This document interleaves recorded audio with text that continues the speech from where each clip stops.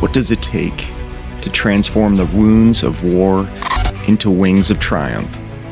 Today on Voice for Valor, we dive deep with Mike Ergo, a man who carried the weight of combat through the streets of Fallujah and now carries the names of fallen brothers across Ironman finish lines. From the disciplined ranks of the Marine Corps to the grueling miles of endurance racing, Mike's journey is one of profound loss, unexpected redemption, and the power of purpose reborn. In Fallujah, he witnessed both the darkest corners of humanity and the brightest examples of brotherhood. And when he returned home, he faced perhaps his greatest battle yet, the one within. Post-traumatic stress, addiction, survival's guilt, these invisible wounds nearly claimed another casualty until Mike discovered that sometimes healing comes through pushing your limits rather than escaping them. His transformation from combat veteran to Ironman competitor isn't just about athletic achievement, it's about honoring those who never made it home. Whether you've worn the uniform, lost someone who has, or simply understand that our greatest growth often comes through our deepest pain, this conversation will remind you of the resilience of the human spirit. This is Voice for Valor. I'm your host, Mike Comoris, and today we march, swim, and race alongside Mike Ergo, Marine, athlete, and living testament to the power of turning trauma into triumph. Yeah, so Mike, first off, thank you so much for coming on the show. I'm so honored to have you, and it's such a small world. How did you meet my sister? Because she's the one that introduced me to you. How did you guys even meet? Yeah, so Lauren and my wife were college friends, and they went to UPS together and known each other since freshman year, I think. So they go back a long time, and I got to meet Lauren and just become a friend too. So I've known her since I think 2005 now. Okay. Is your wife from the Pacific Northwest, or how did she go to the University of Puget Sound? She and I grew up together, and she was looking for something up in the Pacific Northwest and just fell in love with the UPS campus and the life there. So she went there straight out of high school. Okay. It's a nice area, especially, folks from California or the Southwest area. They're used to that hot, dry climate. Yeah. And then you go up to the Pacific Northwest and you see all this green and the mountains, and it truly is nice. But for us folks that are actually from there, the gray gloom gets to us after a while. Yeah, I think it was the same for her. And it was hilarious. The first time I came to visit, I took leave. I actually lied to my command and told them my sister was getting married so I could get leave that wasn't part of block leave. And I went out to visit her and stayed there for about a week. And this was in February, so she goes, "Hey, get ready. It's just going to be really gloomy." And I got there, and it was sunny and beautiful the whole time. I was like, "I don't know what you're talking about. This is great." What are you talking about? February in Seattle, Tacoma area is wonderful.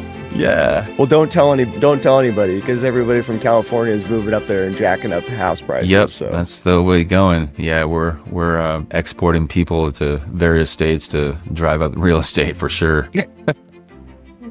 So you mentioned that you were taking leave to go up there and visit her. Please take us back to childhood and the moments that influenced you early in your life that planted that seed to eventually join the Marines. Yeah. I grew up fortunate to have many opportunities for service, and a lot of those were through my church that I went to. And I went on spring breaks with my church to a small village in the border of Mexico and California, a place called Mexicali, and we'd help build houses and roofs for people, and I got to interact with people. And then I expanded on that in my high school years and started going to South America and even Slovakia. I went and helped actually build the foundation and footing of a church out there. And I realized that it was not only important to do, but I felt great. I felt great serving other people. And, you know, some of the other seeds that were planted in my life were my grandfather, not a veteran. However, he worked with a lot of Marines that had served in the Pacific Theater in World War II. And he would tell me stories about places like Iwo Jima and Saipan and Tarawa and these battles. And I tried to wrap my head around, you know, how these men had accomplished these things and put themselves in harm's way for service to the country. And I liked that idea. And, you know, I never thought I would be able to join the Marines. I wasn't sure I was stronger enough or good enough or fast enough. But, you know, when the time came, made that choice. So you chose the Marines because of your grandfather's experience with Marines that he knew from the Pacific? Correct. It's funny. I didn't have a disparaging view of any other branches, but for me, it was just military meant Marines. And I had a single track focused. And what helped too is, I'll back up a little bit. I played music a lot growing up. I played the saxophone. I was involved in, you know, elementary, middle school, high school bands. I played all the bands, the jazz band, marching band, symphonic band, pep bands. And we had a Marine recruiter come and talk about opportunities to be part of the Marine Corps band. And while I changed careers eventually within the Corps, that was what got me in the door, because I said, oh, service to country and playing music, two things I really love, you know. So I was burned out in high school too. I was burned out. I was like, I don't have any focus or direction. I need something to really kick me in the butt and get me going. And so I said, I think this is one way I can do it. If I just commit myself to something as extreme as the Marine Corps, I think it'll give me what I need. I had no idea that you had that musical talent. I went and saw the Marine Corps band at the Iwo Jima Memorial with my family. Did you happen to perform at that? I did not. No, my experience with music in the Marine Corps lasted only as far as the School of Music. I didn't get stationed or assigned to any of the division bands or any of the bands out there in the fleet, but I decided while I was in there that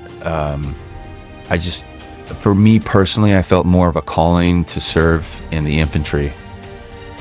And I love music, and it was a tough choice, but for me, I didn't want to have the potential of staying stateside while other people have been being put in harm's way. And so I failed myself out of the school and requested a transfer to the infantry, and they looked at me like, well, are you sure about this? This is a pretty sweet gig.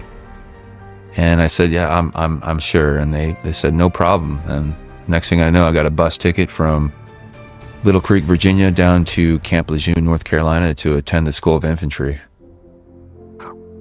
Okay, so most of us have seen Full Metal Jacket. Yeah. What was boot camp like for you versus watching us, non-Marines watching that movie, which is obviously one of my favorites. It's so good. Yeah. I can take you back to that day, of October 10th of 2001, 9/11 had just happened, a month prior, and I had just finished summer school. I didn't graduate on time, so I had to get a diploma from an alternative school. And I show up, they take us from the airport, drop us off at boot camp at night, and a lot of yelling, a lot of moving fast, a lot of confusion. I'm showing up there in civilian clothes, my hair's out to here, it's I look like a clown. And I get in there, before I know it, I'm changing over into the Marine Corps green on green sweats. I'm getting issued uniforms, and then they're shaving my head. And it's moving so fast, I can't even keep up with it, and my head's spinning. And I just know I'm not good enough, I'm not fast enough. And I'll never forget, I caught a reflection of myself in the glass, in a window with the light shining out. And I looked, and looking back at me was this now bald, freshly bald, pale, chubby 18-year-old. And I said, whew, we got a long way to go before this turns into a Marine. So what I love about the military is the fact that they break you all down to build you up as one. Yes. Can you share a significant story of your time in boot camp where they were breaking you down and you just don't see the end of the light, but you do build back up together as one? Yes. What sticks out is I think a lot of the branches have a team week where you go and do a service to a different part of boot camp. And for me, it was working at the permanent personnel chow hall. And so where everyone goes to eat, that is, a Marine or active duty. And I'm working behind the scenes. I'm in charge of all the recruits there to serve, to clean. And people were messing up. So my lunch break, I got taken back to our barracks and just hazed the dog piss out of me. And I'm moving, our squad bay by myself from, the racks from one side of the squad bay to the other and back. I'm doing push-ups, I'm running, I'm doing jumping jacks, I'm doing mountain climbers. I'm slipping in my own sweat. And the level of hatred I saw from that drill instructor was so intense. And then that was my lunch break. So I go back and finish the day of working, and I come back and somebody had messed up somewhere else. Our platoon was split up into different service groups. And so we were duck walking. So for people unfamiliar, where you're on your haunches, kind of in a squat position, taking a step forward. And we'd had our scuzz brush, our big brush that we'd scrub things with. And they would say step, and we'd step forward, scrub left, scrub right, step. And we did that across the entire squad bay and back, which I'd say is about 40, 50 yards long. Oh my gosh. And I'm so tired.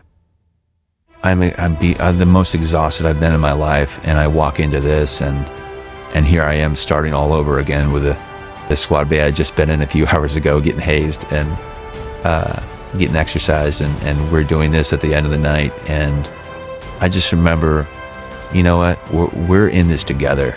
Like I by myself, I would not have the strength to do this, but I look at the guys on my left and right and realize they're there too at that same level, and we're all doing it. And so that is the moment where I believe I really transcended from an individual to a team member. I'm like, I'm not giving up on these guys, and they're not giving up on me. And like you say, they break you down. Everyone has a shaved head. Everyone wears the same clothes, and we're no longer white guys, black guys, Hispanic guys. We are light green or dark green, as I said.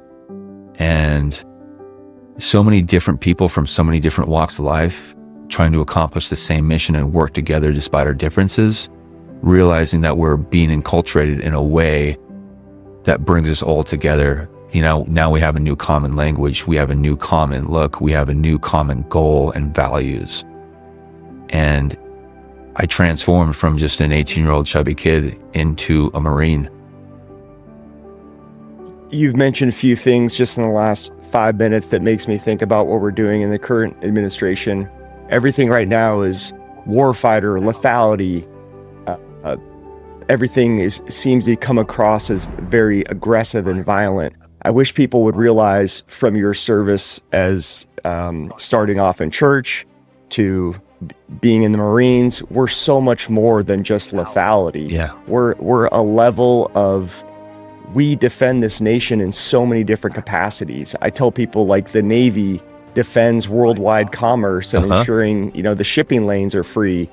The Air Force, we ensure the airways are safe for our airliners. We're so much more than just this lethality thing. I wish we would come back a little bit more to the middle and talk about how we serve so many different levels. What do you think? I agree on that. And some areas of the military are that tip of the spear, that lethality.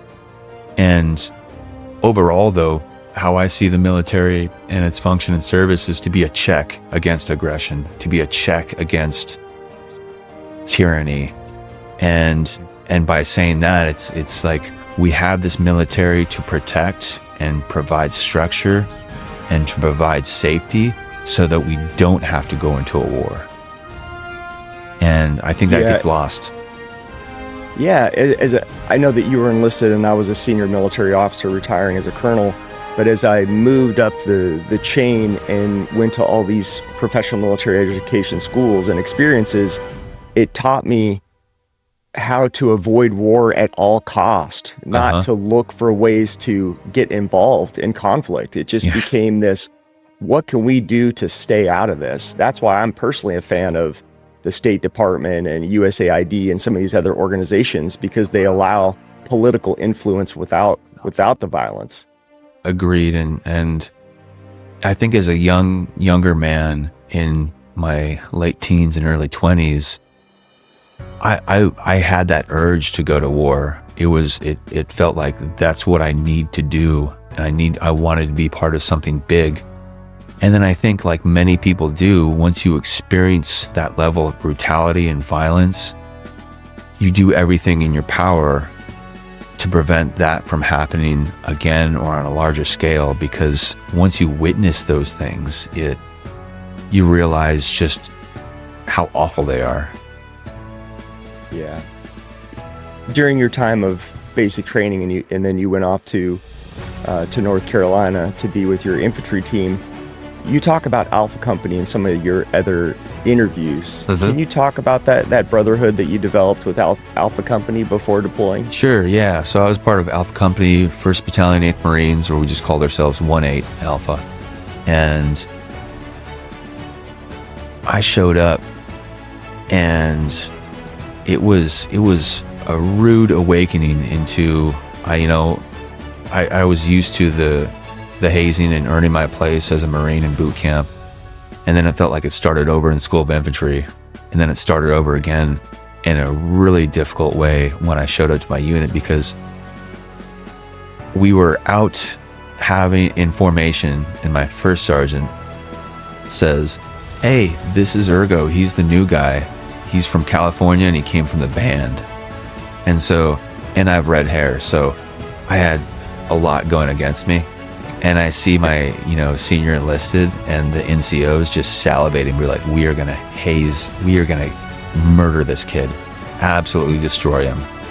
Because I'm in the Southeast and it's this culture shock. I didn't know anything about, hunting. I knew a little bit about fishing. I didn't know much about anything about NASCAR and like all these like cultural staples from where I came from versus where I was.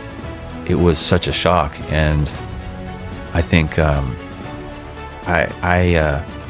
tell you this: I really had to earn my place there, and keep showing up, keep taking the beatings, and eventually I earned that respect of at least the junior enlisted, and became friends.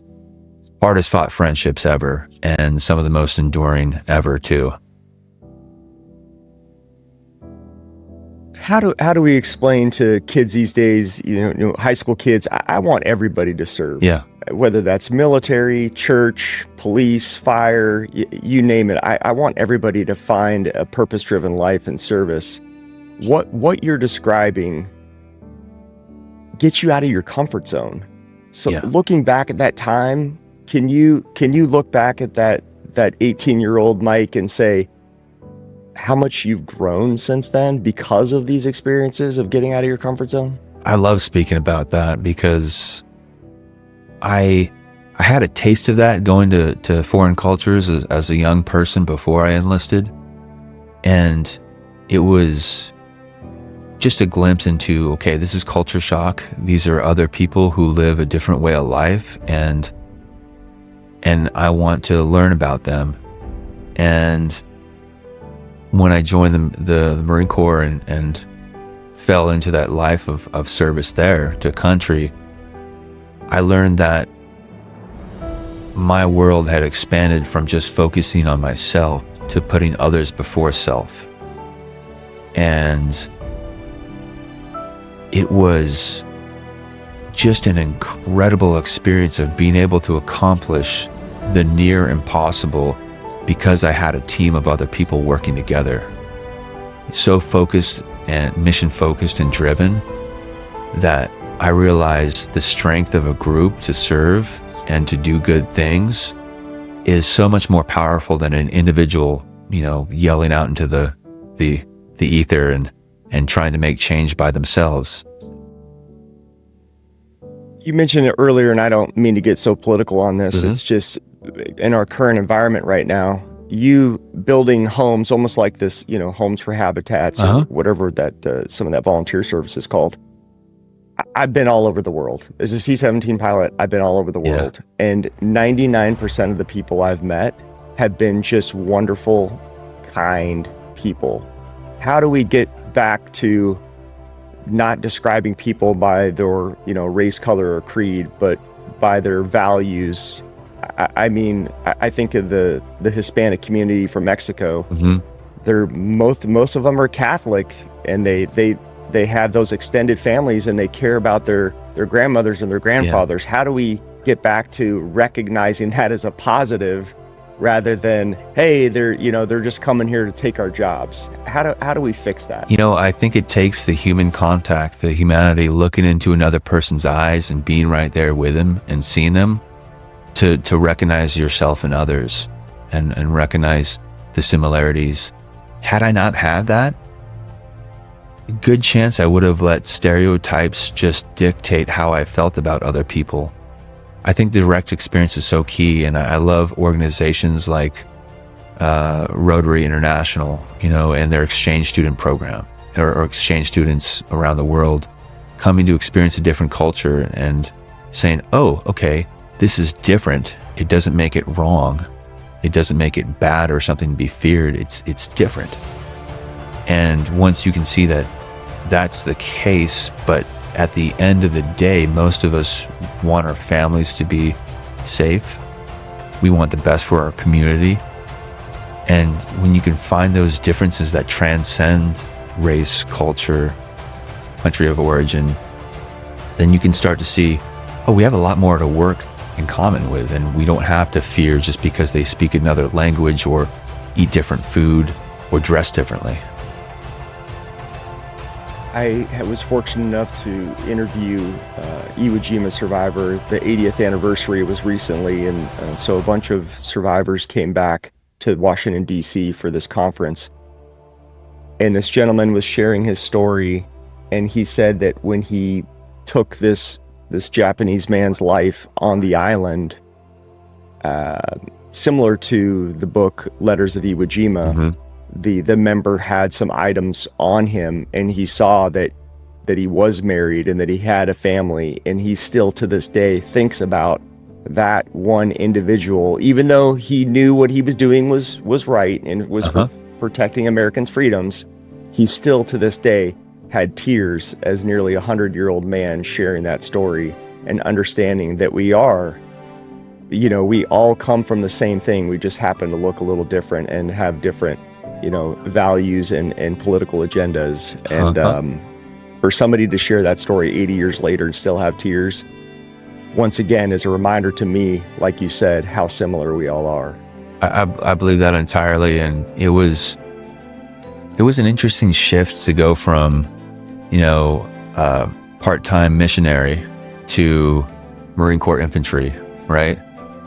Going from trying to save souls to take souls. It was huge shift, and the process, which is I believe a factor for warfighting capability of dehumanizing the enemy, if you have to face situations where you must kill them, makes you more effective as a killer. However, I believe a lot of the things that I learned in the Marine Corps were applicable to wartime and combat. And some of us can take that beyond and use it out of context. For example, something simple as eating, right? You learn to eat in the military within 2 minutes, in boot camp, really fast, just scarf it down. But that doesn't apply to when you're on a nice date with your wife, taking someone out. You're not going to eat like a pig. And so my first few years of marriage, my wife was like, why do you eat so fast? And I was like, because it was 3 minutes for breakfast, 4 minutes for lunch, 5 minutes for dinner. Yeah. You just... Yeah. You're right. And then you see the context of it and you're like, oh, perhaps the skill is not a transferable one to a civilian or veteran life. Yeah.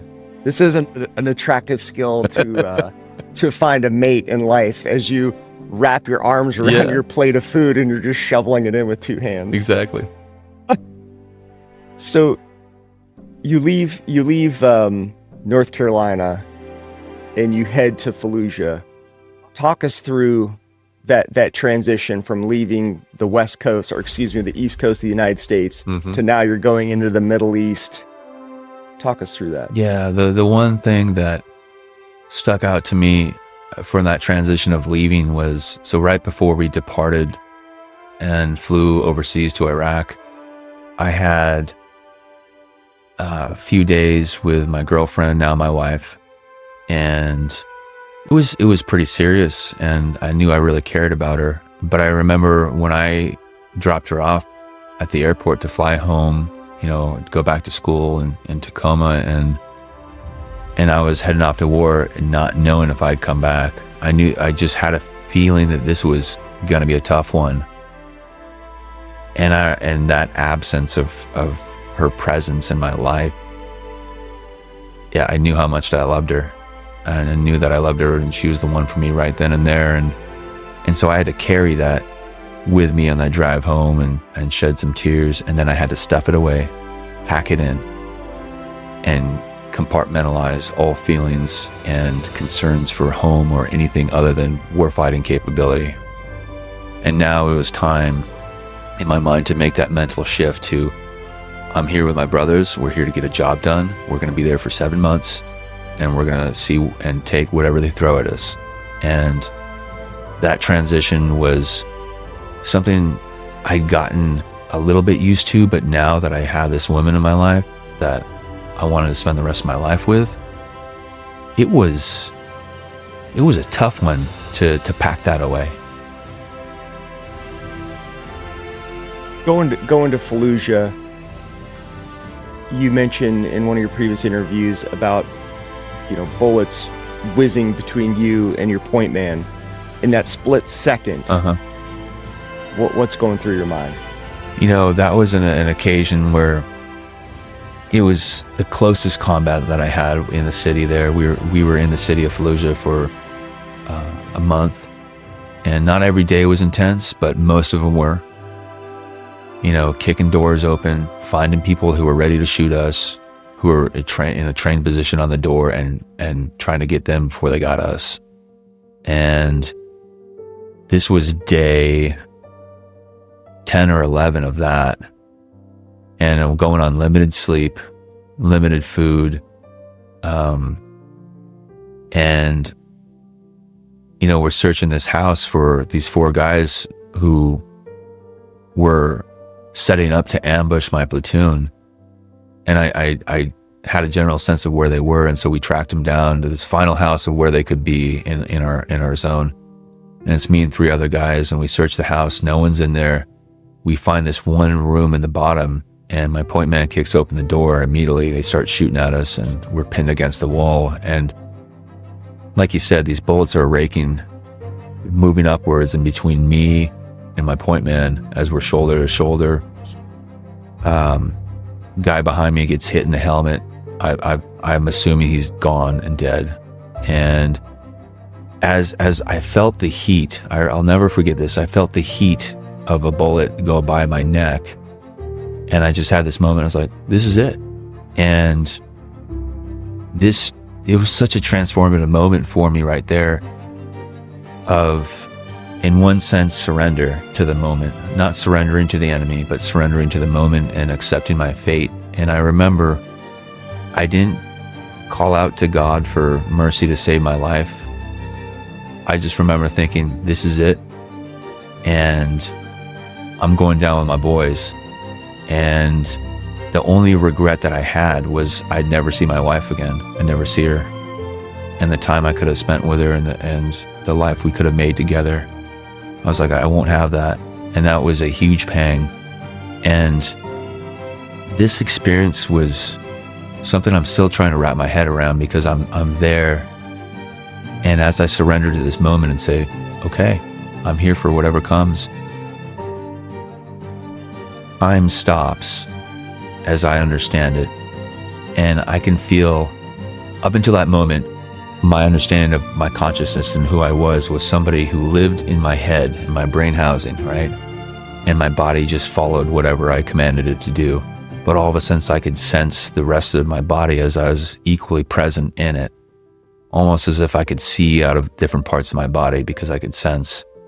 And it's taken me, Mike, 20 years to try to describe this experience, but I could feel my cells contracting and expanding.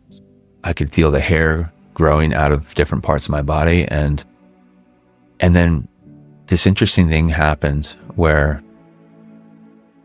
who I was as an individual, as Mike, that shifted, and it included the guys around me that I was on my team.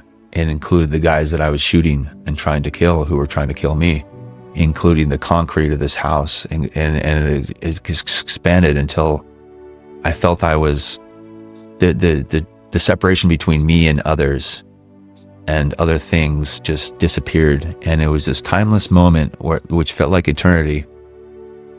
And I just knew everything would be all right, however it turned out, that everything was okay. And so I have this very spiritual, ineffable experience, and then it narrows right back down, right into me, and I'm shooting these people who are trying to shoot me, and eventually coming out on top. And it's something that I know that I will never be able to understand. But what I've taken away from that is that I think it's cliched to say that, we're all connected, and it becomes some kind of, spiritual buzzword, but I truly felt it. And I had to wrestle my emotions against, I have this hatred for these people that I'm trying to kill, and yet I'm connected to them. And in that moment, I didn't have that hatred. And so trying to wrestle with that for many years of, what does that mean? Do you think that near-death experience made you a better person? Eventually it did, when I could finally accept that it happened. Here's the thing about that. That happens, right? And then we go off into another gunfight. And so there's no time to sit down and process, wow, what this just happened. We're in another gunfight because it's just going. The pace is high, the intensity, and yeah, it was high tempo operations. So we for years, I had this preconceived notion of what I believed life was and how things were. And that did not fit. That experience did not fit into anything I had previously experienced or believed. And so I just kept pushing it back. Like, I know it happened, but that can't be true because I don't believe that. And so I use a lot of alcohol and drugs to kind of push that back. But to get to your point, did it make me a better person? I think once I finally realized that, okay, I don't have to understand it, but I know it happened. It changed everything for me. It changed how I treat people, how I view myself, how I view others, how I view animals and the environment and the world around me. With this constant chaos outside the wire, when you guys go back to your forward operating base, FOB, or whatever you guys call it in the Marines, are you guys talking about this stuff, or are you supporting one another as you deal with these stressors? What was it like once you got back inside the wire together? Yeah, we got back, and here's one thing that I saw a couple guys from Bravo Company that I knew. I saw my buddy Robbie Landers from outside of Boston, and I see him, and himself and I and a good friend Dave Hawk had gone to infantry school together, and I was like, oh my God, it's so good to see you, man. Because it'd been a month and I hadn't seen this guy, and we were one block away from each other practically the whole time, fighting different fights. And gave him a hug, and I said, all right, where's Dave? And he's like, no, he's gone. You didn't hear? you got shot in the face. And so it was that illusion of safety or security, or we're done, or we're back and we're all together again, and realizing that a lot of people didn't come back from that. And I think a lot of us, because we're still there in country, knowing that more things could go on, we're expected to maybe go to Ramadi afterwards, didn't end up happening, but we still had another month of deployment left of operations to conduct, and had to stuff that stuff down. So with our eyes, we would look at each other and just give it a knowing nod, but it wasn't talked about. We didn't bring the stuff up because we had to stuff it down to be able to focus on the mission still.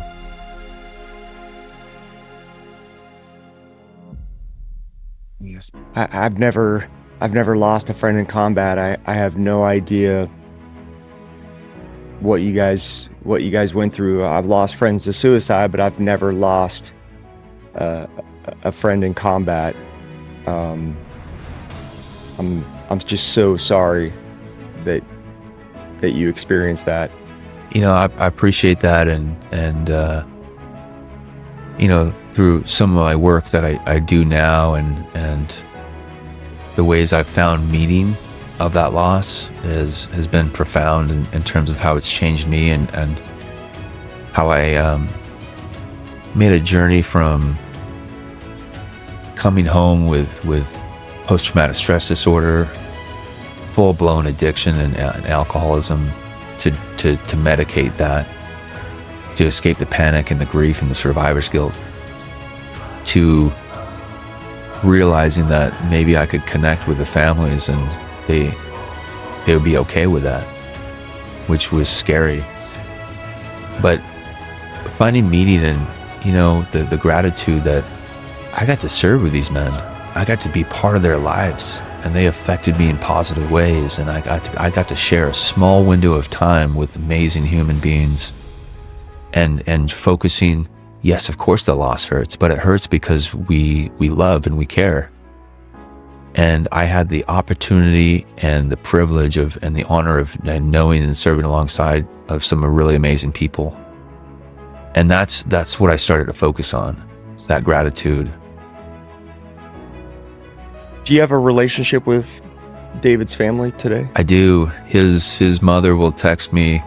She texts me. They're a very strong Christian family, and so she'll text me Bible verses almost every day, and I'll check in with her. I recently last summer I visited Arlington and saw Dave's grave for the first time, and just broke down. It was because I didn't know I was still carrying around that much grief. Because it'll hit me in waves where I think, okay, I've grieved, I'm done. But then it'll show up again, and that's okay. But yeah, I talked to her. I talked to my best friend, Todd Godwin's family. I lost him on that deployment. We came home 21 fewer from my unit. And I've tried my best to keep in contact with most of the families, with all of them who wanted to be in contact, especially my good friend Kathleen Faircloth, mother of Brad, who was in my platoon, who was killed in action there while we were there. And, I get to talk to her maybe, from every week to every month, and saw her last summer with a bunch of us that had a reunion. So what was crazy was I was going through life thinking that they were mad at me for surviving while their sons didn't come back. And I had this fear that, they think I'm a piece of crap, like, why did their son get killed? And they had I believe they had a resentment towards me. And so I stayed away. I was afraid, ashamed, guilty, feeling sad. And one Memorial Day, I was giving a speech alongside a Gold Star mother, and she took me aside. And I didn't know her son, Jonathan Yelner Vega, was an Air Force member, and he was killed in action in Iraq. And she took me aside and she said, I am so glad you're home. I'm so glad you're safe. And you're going to do great things with your life. And I just want you to know that I'm glad you're home. And that just, it broke open this big hardness in my heart, and realized that, wow, maybe people are okay with me being home. this was this unchecked thought I had that, I shouldn't have survived. How dare I survive? And it gave me the permission in my mind to contact these families again and let them know that I thought about their sons, and I think about them almost every day. And I carry their names with me when I race and all these different things. And they were so happy to hear from me, and we connected. It's like our griefs were siloed. They had theirs, I had mine, the guys I served with had theirs. And yet we were all just kind of suffering by ourselves. And when we started connecting, a lot of healing started happening. A lot of growth started happening. Mike, I think this is why so many of us in the military can relate to one another. One of my best friends growing up, he went to the Air Force Academy, star football player, wanted to be a pilot, ended up being colorblind, so he went down the special operations community, did a lot of crazy stuff in that world, ended up getting a traumatic brain injury and was released from the military as a young captain. And we kind of separated for a while there, and I felt like it was because the jealousy of I was a pilot, he didn't get to be a pilot. He was medically retired as a young captain. And then one day he called me and said, I have lung cancer, and it's a terminal illness. And he was saying, I'm so sorry that I didn't reach out and talk to you more, because yes, I was jealous that you had the opportunity to live out this dream that I always wanted. And I felt so guilty about it when I went to his funeral at Arlington. His dad came up to me and put his hand on my shoulder, and he just started crying. And he said, Mike, that colonel rank looks so good on you. I'm so proud that you're still in and you served to this point. And I just broke down because I felt so guilty that his son, I would have never even considered the military if it wasn't for my friend that went to the Air Force Academy. His dad was a JAG officer in the Army. I would have never even considered the military. So this family was kind of what influenced me to even consider thinking about it. And I just felt so guilty. I know it's not losing somebody in combat, but it was still losing somebody that had a significant influence on my military career. And that's why I have so much appreciation for you. And there's so many out there that don't understand how we can have this community, even though we didn't serve together. Yeah. We were in totally different services, right. Yet we understand these bonds that surpass generations. I agree with you. And circling back to what you said earlier about young people getting the opportunity, not being forced, but getting the opportunity and benefiting from any kind of public service, whether that be stateside or overseas, in the military or in the Peace Corps or working in their communities. That service, you create bonds and friendships that will transcend anything. And even like, we didn't serve together, like you said, but I get where you're coming from. You get where I'm coming from, because we have that commonality. I'll speak with another veteran, and we have that instant level of commonality that I would not have had it just as an individual growing up, pursuing my own interests without any kind of life of service. And so for that, I'm really grateful. And I think people who don't have the privilege to serve or don't have that experience, they miss out. And I don't want people to miss out on that. So how do we convince the next generation that, yeah, we're telling sad stories, there's traumatic experiences in our life, but I personally, I wouldn't trade it for anything. It's the best thing that ever happened to me. I have lost friends, like I said, to suicide. I haven't lost a friend to combat, but I would still not trade anything. It is the best experience that I could have ever wished upon my life looking back. Yeah, I agree. And I think it might be similar to our conversation earlier about how do we expose people to different cultures and help them understand that they are not necessarily the other, that we have so much more in common, is maybe giving people a small taste of what it's like to even work in a soup kitchen for a day, or clean up a local park for a morning or something like that, to where you get a little taste of that, right? And once you feel those intangible, have those intangible experiences, then you're like, oh, maybe there's something to this. Maybe there's something to this. And so it's creating more opportunities and not seeing service as so much as a punishment, but an opportunity to feel fulfilled, to feel great, and to do something great and be proud of it too. Speaking of feeling great, this is a perfect segue into what I find amazing for you is going to these triathlons. Yeah. How did you transition into this Ironman? I mean, my goodness, tell people what the Ironman is first off. Sure. So the Ironman is a race that began in Hawaii. There's many of them now worldwide, and the full Ironman is a 140.6 mile race. And so you start out doing a 2.4 mile swim, and you quickly transition to riding a bike for 112 miles. And then you transition into your running gear and you run a marathon, so 26.2 miles. And this is done without breaks. I mean, your breaks are changing your clothes for the next segment of the race. And it's an intense thing. And, I had a few bright moments along my journey that got me to even consider the possibility that this was something a human could do, let alone something I could do. And, the gist is this: I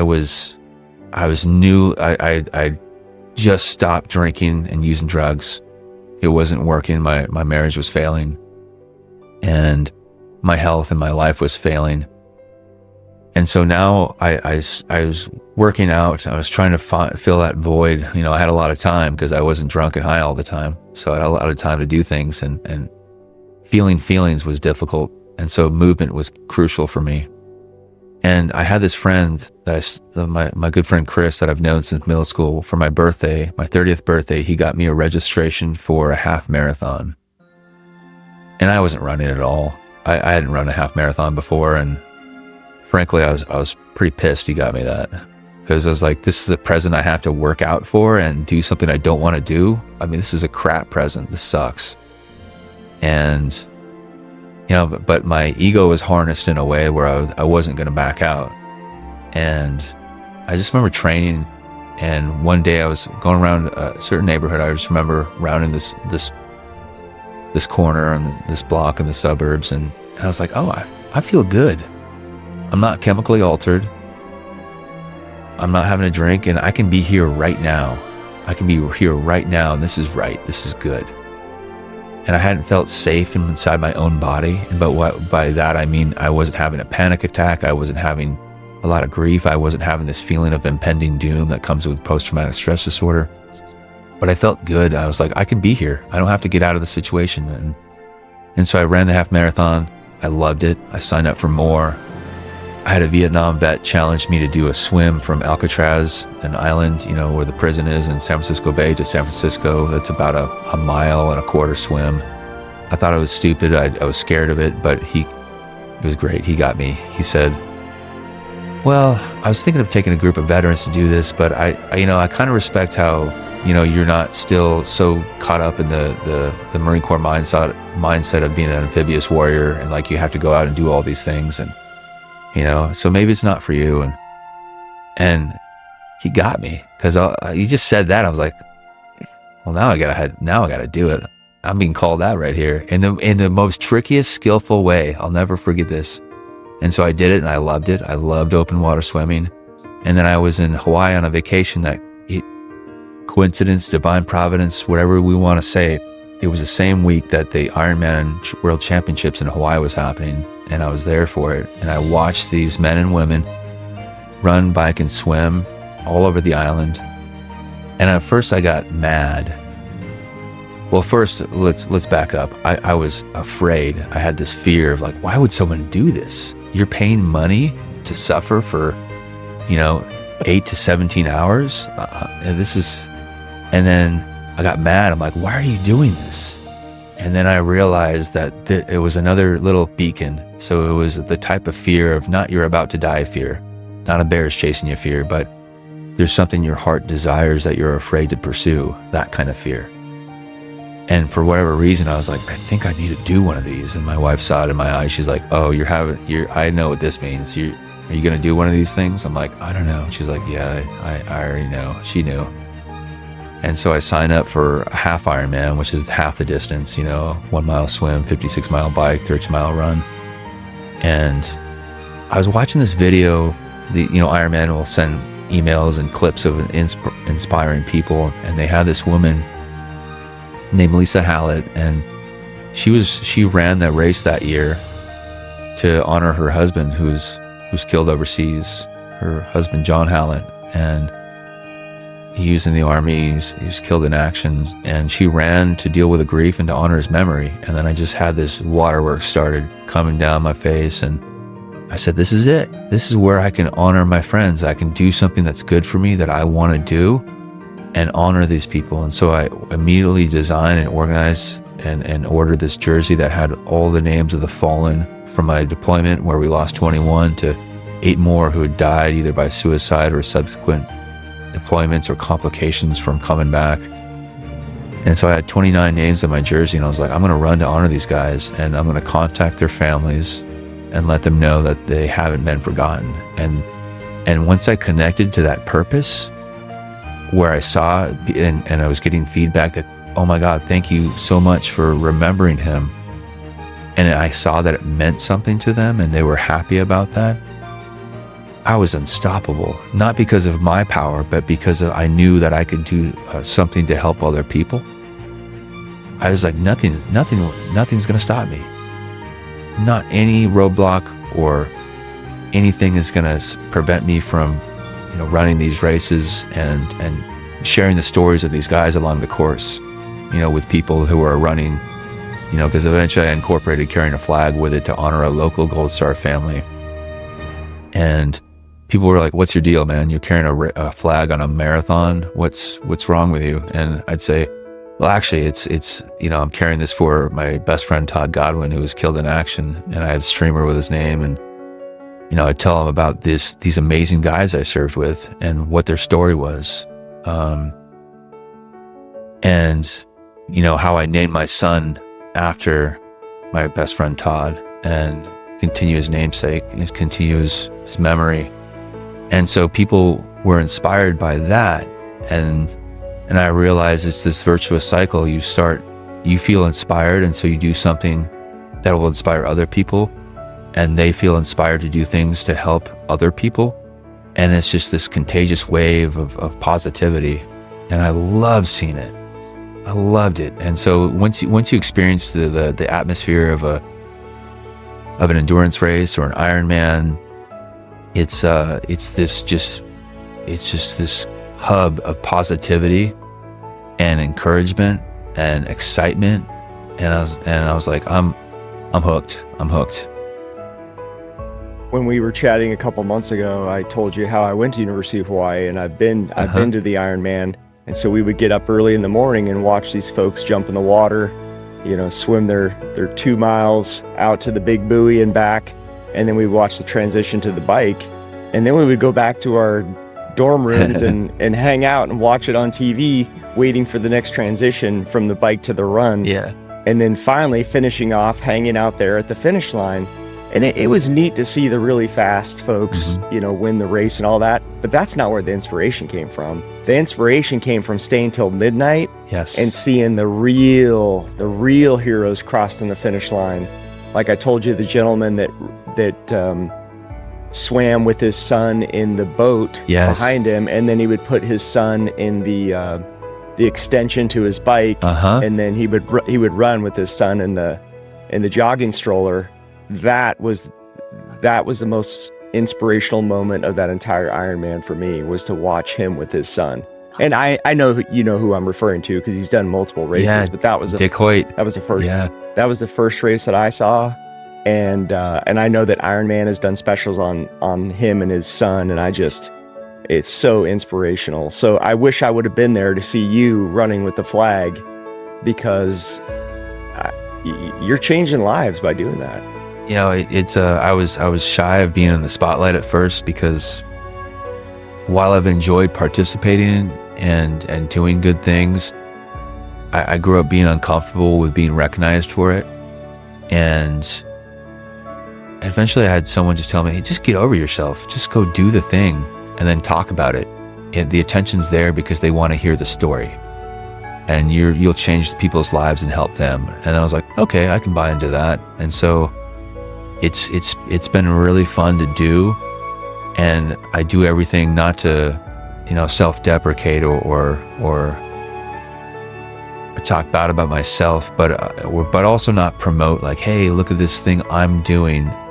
I want people to find inspiration in the story of recovery and transition and apply that to their own life. And so once I've been able to speak from that motivation and platform, it's been so much fun to see people happy, to see people cry tears of joy, knowing that, we're recognizing fallen heroes, and to see people know that, I've talked to some people who let me know that they were struggling and that my story helped them to face hard challenges in their life and overcome things. I was so honored that I get to be just a small part of that story of change for the positive. And so it's been a lot of fun.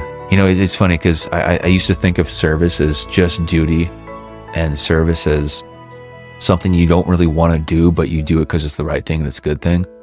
And then I discovered, if you can connect service with something you're passionate about and you love doing, that's the ultimate superpower.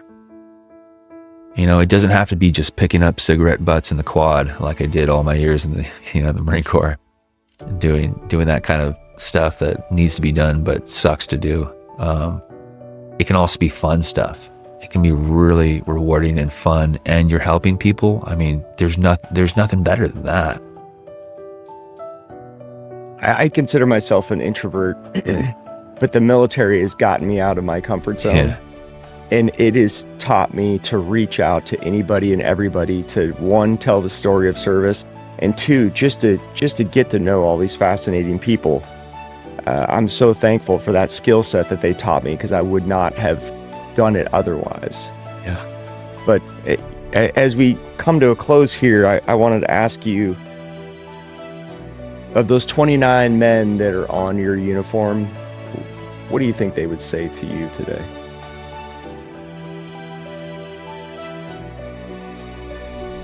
I think I've thought about this a lot.